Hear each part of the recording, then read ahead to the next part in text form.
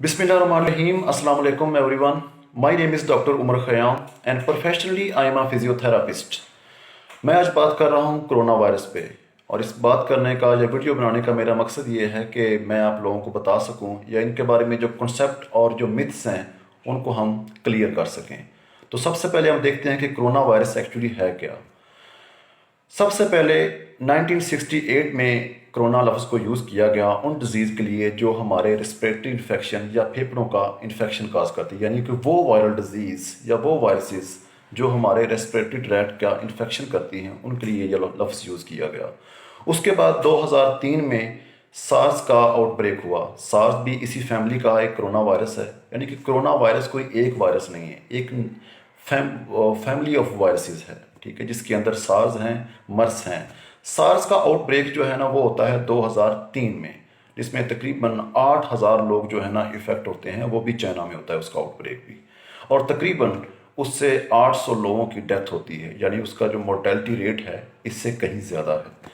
उसके बाद जो आता है जी मर्स, मिडल ईस्ट रेस्पिरेटरी सिंड्रोम्स, जिसका आउटब्रेक होता है एक बार 2012 में और दूसरा उसका आउटब्रेक होता है 2016 में, और वो भी ट्रांसफ़र होता है कहाँ से, एनिमल से, और सऊदी अरब में कहाँ से हुआ है वो जी, कैमल से।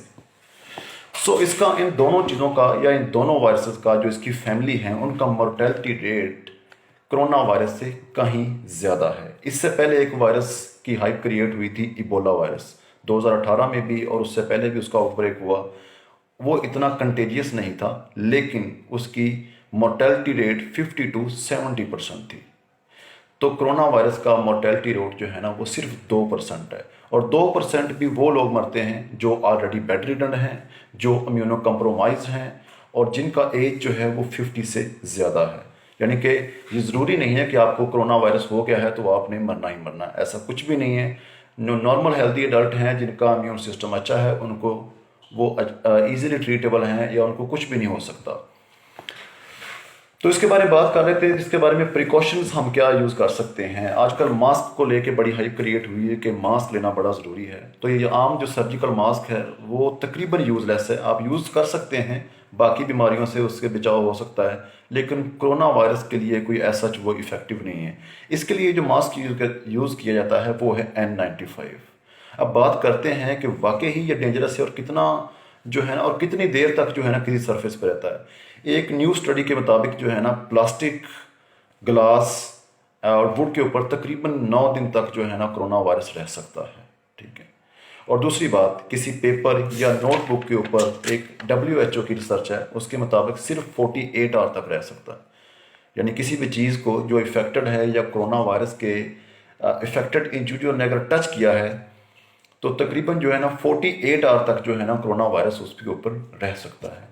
कोरोना वायरस का जो इंक्यूबेशन पीरियड है वो है 2 to 11 डेज, यानी कि अगर कोरोना वायरस किसी को होता है तो 2 से 11 दिन में जो है ना उसके अलामात ज़हर होना शुरू हो जाते हैं।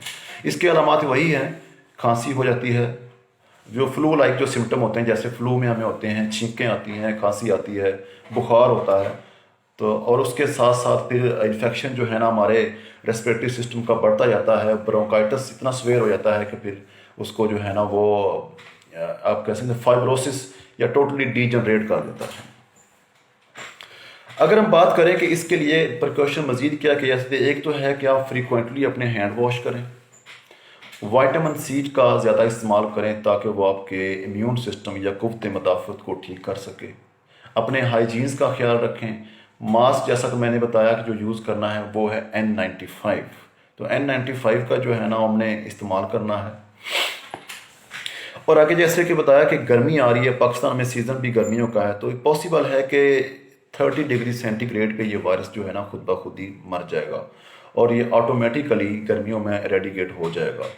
अगर हम इसको मैनेजमेंट करने की बात करें तो ये कैसे मैनेज हो सकता है, तो मैनेज 2 तरीक़ों से हो सकता है। एक तो हो सकता है कि इसकी वैक्सीन डेवलप की जाए, जिसके लिए कम से कम 1 साल रिक्वायर है, क्योंकि सार्स और मर्स के लिए जो वैक्सीन बनाई गई थी वो तकरीबन 20 मंथ में बनाई गई थी, तो 1 साल लगेगा इसकी अभी वैक्सीन तैयार करने में। और अगर ड्रग यूज़ की जाए तो ऐसा कोई एंटीवायरल स्पेसिफिकली इसके लिए तो अवेलेबल नहीं है, लेकिन अभी चाइना में और बाकी कंट्री में ये स्टडी या बड़ा अच्छा जो है ना ट्रीटमेंट जा रहा है, वो एंटी HIV जो ड्रग्स हैं या जो ऐसी ड्रग एंटीवायरल ड्रग जो HIV में यूज़ होती हैं उनको यूज़ किया गया और उनके बड़े अच्छे रिजल्ट आए हैं।